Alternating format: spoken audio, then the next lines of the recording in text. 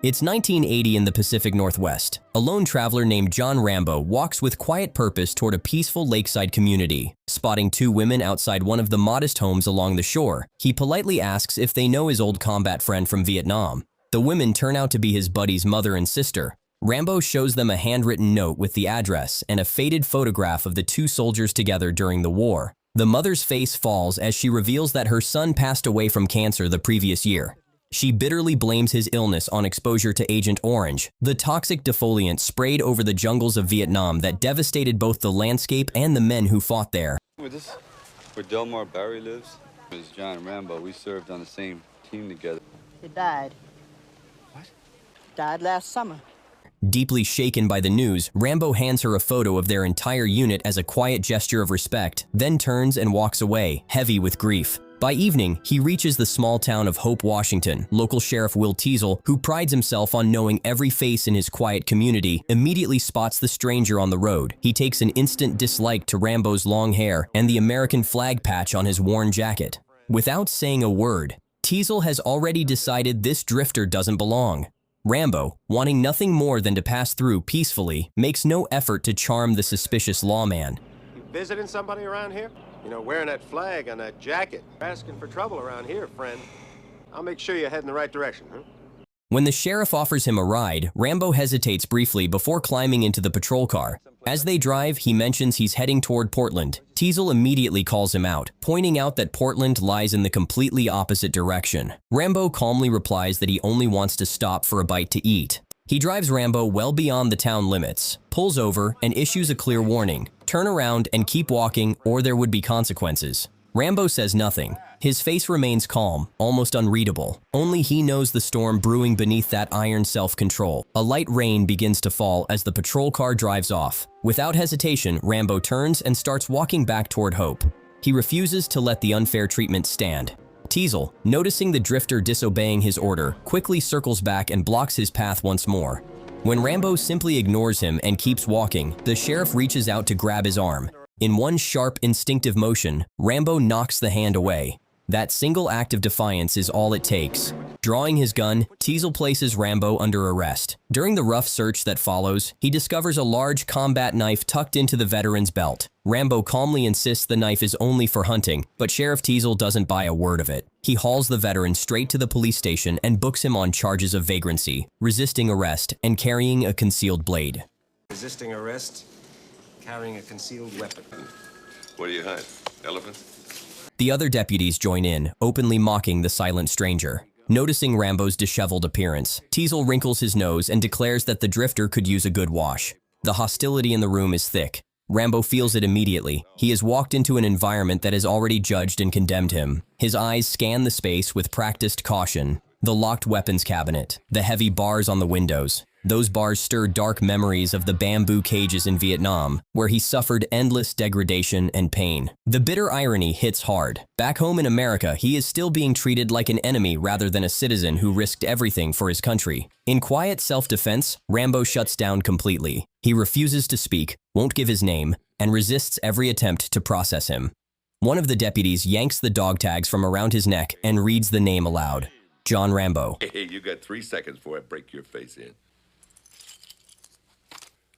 Rambo.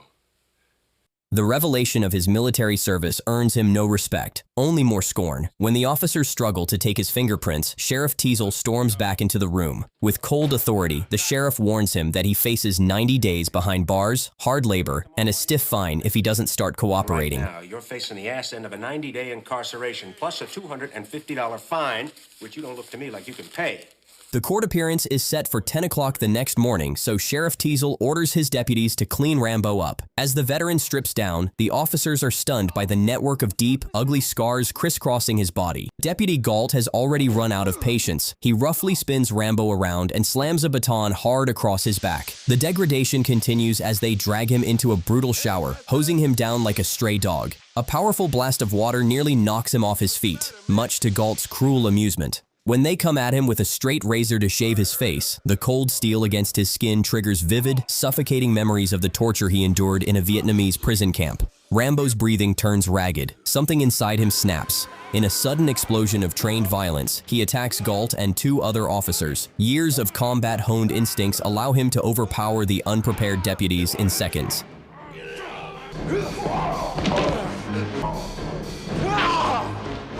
He snatches his combat knife, bursts out of the station, and escapes into the street. Spotting a motorcycle, he yanks the rider off and roars away on the bike. Galt storms onto the porch with a rifle raised, but Teasel quickly stops him from shooting. The sidewalks are crowded with townspeople. Rambo twists the throttle and speeds off, the sheriff's patrol car close on his tail. The chase soon leaves the paved road for rugged backcountry terrain, where the motorcycle gives Rambo the edge. Teasel grabs his radio to call for backup just moments before he loses control, and his car tumbles down a steep embankment. Rambo also fails to navigate the treacherous slope. He ditches the motorcycle and melts into the thick mountain wilderness on foot. Moments later, Teasel calls off the immediate pursuit.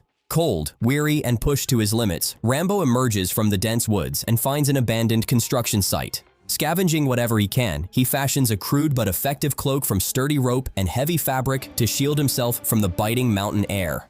Back in town, Sheriff Teasel mobilizes every resource at his disposal. He calls in tracking dogs and a search helicopter. Soon, K9 units are on the ground, noses to the earth as they lock onto Rambo's scent and begin following his trail through the forest. Rambo presses northward, steadily checking direction with a small compass cleverly concealed inside the handle of his combat knife. When he hears the sounds of his pursuers closing in, he scrambles to the summit of a rugged peak, only to find himself trapped at the edge with nowhere left to go. Drawing on his elite training, he begins a dangerous descent down a near-vertical cliff face that drops toward a rushing river far below. Suddenly, a helicopter thunders into view with Deputy Galt aboard, rifle in hand. Still seething from the earlier beating, Galt disregards Teasel's explicit order to take the fugitive alive. He opens fire, intent on ending the chase with a bullet. The vibrating aircraft throws off his aim, so he angrily threatens the pilot, demanding he steady the chopper or risk being shot himself. Rambo clings to the rock, bullets whipping past him. Realizing he has only seconds before a round finds its mark, he pushes off the cliff and plunges downward, snatching at the branches of a tall pine tree growing out from the slope. He crashes through the limbs and hits the ground alive, though his right arm takes a brutal injury in the fall. Galt continues the hunt from above, but the helicopter's wide rifle barrel and constant movement make it nearly impossible to line up a clean shot at the fleeing veteran. In a desperate move, Rambo snatches a heavy rock from the ledge and hurls it straight at the helicopter's windshield. The pilot flinches and yanks the controls hard, throwing the aircraft into a violent tilt. Deputy Galt loses his footing and plummets screaming to the rocks below. Rambo scrambles down to the fallen deputy's body, confirming he is dead. Without hesitation, he strips off the man's clothes, seizes his rifle, and races along the riverbank, disappearing into the mist. Teasel, growing worried after receiving no radio response from Galt, soon reaches the crash site himself. The sight of his deputy's broken body hits him hard. Meanwhile, using the small survival tools concealed in the handle of his combat knife, Rambo carefully stitches the deep gash on his shoulder. Then he steps boldly into the open on a high ridge. Below him, Sheriff Teasel and his men have their rifles trained upward. The sheriff shouts for him to freeze and refuses to hear a single word from the fugitive. Tension rises as Rambo, feeling the weight of all those guns pointed at him, begins to slowly back away. Without warning, Teasel opens fire, and the rest of the deputies follow suit. There's one man dead!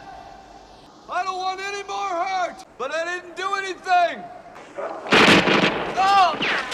Hit by a bullet, Rambo dives behind a large boulder and slips deeper into the thick forest, vanishing once more. Teasel tries to radio for a helicopter to recover Galt's body, but the incoming storm has grounded all flights. Over the crackling radio, he finally learns the truth. The man they are hunting is no ordinary drifter. John Rambo is a highly decorated Vietnam War veteran with elite special forces training. The revelation sparks heated arguments among the officers, who begin openly questioning and criticizing the sheriff's reckless decisions from the very beginning. Furious with grief, Sheriff Teasel seizes one of his deputies by the collar and forces his face close to Galt's lifeless body. In a voice thick with rage, he swears he will make Rambo pay for killing his old friend. Look at him! We're friends when your mama was still wiping your nose! The tracking dogs press on through the woods, but the gathering storm and biting evening cold only fuel more arguments and tension among the exhausted officers. Now carrying a rifle, Rambo turns the tables. He sets a careful ambush and shoots one of the dog handlers in the leg. Using a clever decoy, he draws the pursuing dogs into a trap and eliminates them one after another. Teasel refuses to back down. He pushes his remaining men deeper into the forest, but the dense wilderness has become Rambo's territory. story. Moving like a ghost, the veteran strikes swiftly with his knife, slashing at their legs and disabling each pursuer in turn. In the chaos, the panicked officers try to help their wounded comrades, only to stumble into Rambo's carefully laid traps and snares. Before long, only Sheriff Teasel is left standing. Rambo catches him completely off guard, pressing the cold blade of his knife against the lawman's throat. In a calm, steady voice, he tells Teasel he could have killed every last one of them if he had wanted to. He demands to be left alone and then spares the sheriff's life. I could have killed them all. Don't push it, I'll give you a war you won't believe. The injured deputies are carried out of the forest for medical treatment. Soon afterward, journalists and state police reinforcements arrive on the scene. Despite everything, Teasel stubbornly insists on remaining in charge, determined to use the extra manpower to end the manhunt once and for all. As the situation escalates, a colonel steps into the command tent. He has just learned how badly Rambo was mistreated at the station and how department protocol was blatantly violated from the start. The colonel reveals that he personally trained John Rambo and led him in Vietnam. In his eyes, Rambo had been his finest soldier, a man who could endure the harshest conditions imaginable, surviving for weeks without food, water, or any support. He is genuinely stunned that any of the pursuers are still breathing and bluntly warns Sheriff Teasel to swallow his pride if he seriously hopes to capture the fugitive alive. Slipped up. You're lucky to be breathing. A man who's been trained to ignore pain. The colonel strongly recommends calling off the immediate manhunt to let the situation cool down, then bringing in proper military units to handle the arrest later. For Teasel, however, the chase has turned deeply personal. His pride won't allow him to retreat. With nearly 200 seasoned officers now under his command, he is certain they can finally surround and take Rambo down. The colonel turns to leave, offering one last grim piece of advice. They should start preparing enough body bags. Before he can go far, Teasel hurries after him and asks him to stay and assist. Meanwhile, deep in the mountains, Rambo tracks and kills a wild boar for food, then settles into an old, abandoned cabin to build a makeshift shelter for the night. Over the stolen police radio, officers repeatedly demand his surrender, but he remains completely silent. Teasel asks the colonel to speak directly with Rambo in an attempt to calm him while technicians work to trace the radio signal. Using old Vietnam call signs, Raven and Vulture, the colonel's voice cuts through the static. Rambo is visibly shaken. To prove who he is, the colonel mentions the names of Rambo's fallen comrades. Finally, Rambo answers. In a quiet, haunted tone, he reports that every one of them is dead. Colonel Troutman offers his condolences and gently presses Rambo to surrender peacefully. But the veteran replies that it is no longer possible. This nightmare started because of the sheriff, and the first blood was on Teasel's hands. With that, Rambo abruptly ends the transmission. Well, I'm your friend, Johnny. There wouldn't be no trouble except for that king shit cop. They drew first blood, not me. Teasel's team quickly pinpoints the location of the radio signal. At first light, a large force of officers moves into the mountains, yet Rambo once again melts away like a shadow. While evading capture, he comes across a young hunter. For a split second, Rambo nearly strikes him down, but he realizes the boy poses no threat and lets him go unharmed. Moments later, other hunters spot the fugitive and fire warning shots into the air, alerting the police to his position. Rambo takes cover inside an old, abandoned mine. Officers swarm the entrance and open fire without warning. To their shock, the fugitive answers with heavy, accurate bursts from his captured rifle. A lieutenant counts down 3 seconds and then orders a rocket launcher strike on the mine entrance. Rambo refuses to give up. The rocket detonates with a thunderous blast that collapses the entrance in a shower of rock and dust. Against all odds, Rambo escapes deeper into the tunnels just in time. Outside, the police cheer and pose for photographs among the smoking ruins, convinced the hunt is finally over. Sheriff Teasel arrives furious that his direct order not to fire had once again been ignored. Now they would need to locate the body to close the case for good. Colonel Troutman is also there, his calm presence and pointed remarks clearly unsettling the sheriff. Exhausted and unwilling to wait for heavy equipment, Teasel heads back to the station. Damn maniac go loose so he can save our own ass. The best man lost. Meanwhile, trapped in total darkness inside the mine, Rambo discovers old barrels of fuel. He fashions a crude torch and presses deeper into the tunnels. Suddenly, he slips and plunges waist deep into icy water. The current might lead toward an exit, but a swarm of rats attacks him in the blackness.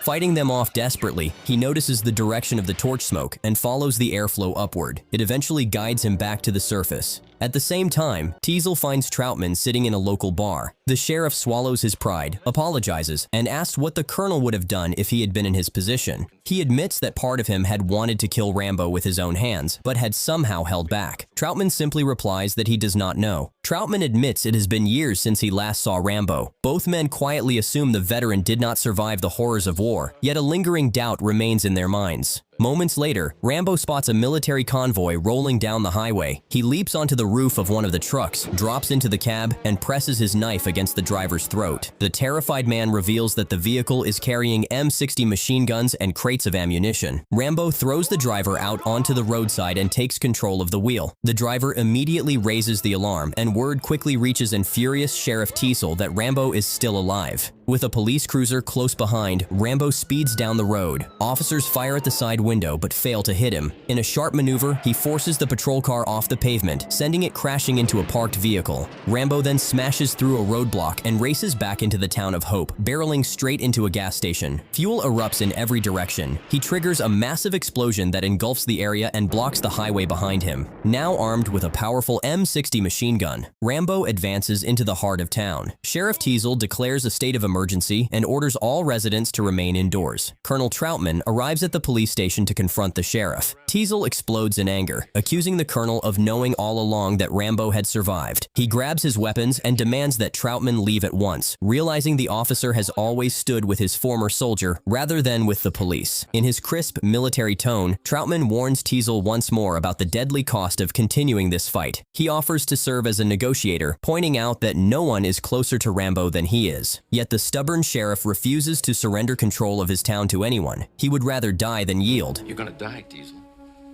My job, Troutman. This is my town. You just stay the hell out of my way.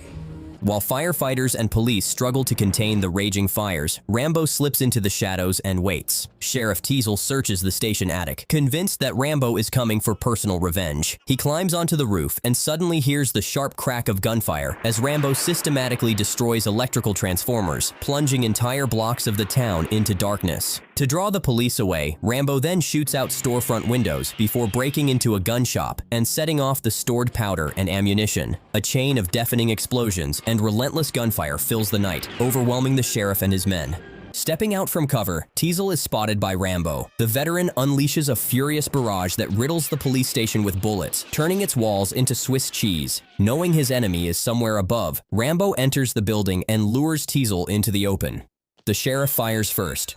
Rambo answers instantly with a long burst that tears through the roof directly beneath Teasel's feet.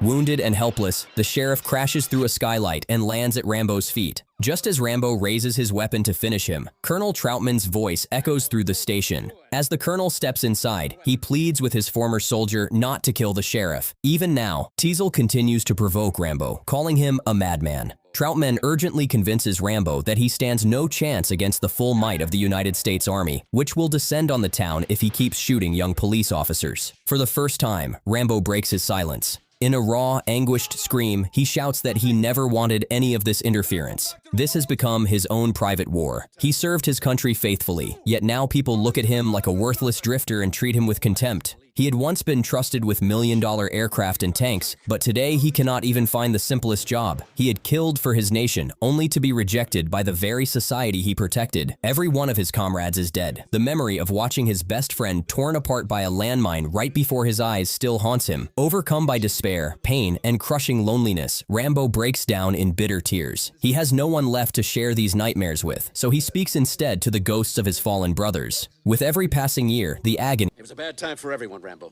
I could drive a tank.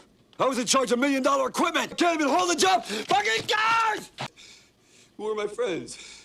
He only deepens. Colonel Troutman steps forward and embraces him, offering the brief moment of safety and understanding Rambo desperately needs. Escorted by his former commander, Rambo finally surrenders to the police, bringing an end to the brutal war that had raged both outside and deep within his own soul.